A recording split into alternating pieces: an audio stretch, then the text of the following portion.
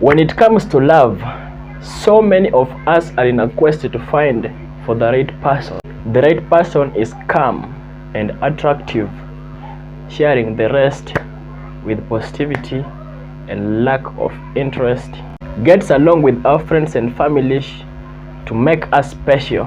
When we meet this person, we feel like we are supposed to right away know that they are the ones. Actually, it feels so right for most of us to actually know and get that one person to whom we're gonna spend the rest of our life with. But we always get to look for that one component, and so there is money. Now if it comes to money, money is known as the so stressful, that one thing that impacts relationship and brings into too much of stress plus separation among the two. And I guess it is because a lot of couples tend to avoid this subject, maybe because of their financial insecurities. So if you are among those people, absolutely it's something that is supposed to be thrown under the rug until it's not too late. In this video, we are going to talk about money conversations that you, me, and your partner should talk about in your relationship. And that only means if your relationship is going to thrive. Anyways, welcome back here again. If you are new into this channel, kindly subscribe and let's get into the video. While we all know money is important, don't let anybody else tell you anything otherwise, because you may have all the world, you may have all the love in this world, but without money to support your basic needs, money to get yourself the basic needs, of course, then you know that relationship that you thought was unshakable can fall into some stressful times. Actually, if you are not keen enough, the relationship might even end right away. Just imagine the relationship that you so really wanted breaking away. So here today I'm with some of the important discussions that partners should be having if it comes to money. Number one, the "this is what my money looks like" conversation. Now I know this might be like somewhat of number one,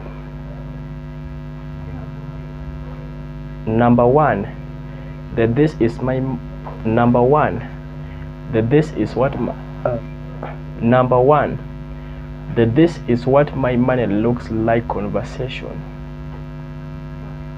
Now I know this might be disturbing, and it might even bring in some kind of mistrust in the person you're dating, or maybe you haven't been dating for so long. It's a matter that can be shelved until some time. But if you ask me, if you're in a relationship that you really want to take into the next level, and but if you are really serious about that woman as a man, and that you want to build the future together, some of the money discussions that you should have is, which kind of money do you have? Tell her, this is what my money looks like, and also let her tell you if she's working or not, and what and how is her money looking like, until you then know what to expect from each other further down the line. Furthermore, just in case she's making many ridiculous demands from you. At that time, the strain and strings in your relationship is going to be minor if you don't find the immediate solutions. Now look at it this way. If you both don't know what your financial situations are, it's going to be very, very difficult for two of you to plan on your future. And trust me, having a financial plan is very key to the development of an individual and many relationships. So having this honest conversation doesn't mean you are immediately going to swap your ATM pins and maybe start a joint account like savings account. So it's important for you to both know how you stand financially, how much you earn, how much you owe, what are your future plans. It helps a lot for you to know what you want to do, how you want to spend your money, and what do you want to spend it on. Personally, I would like to advise you that at least you have these conversations before you tie the knot and makes it official. I mean, what are our money goals? Don't forget someone whom you're going to date. If he or she somehow has bad money spending habits, it will affect you somehow. For instance, when you've been saving to get yourself something, to buy something, or maybe clear of some debts, but you get in to know that your partner died and left you with nothing.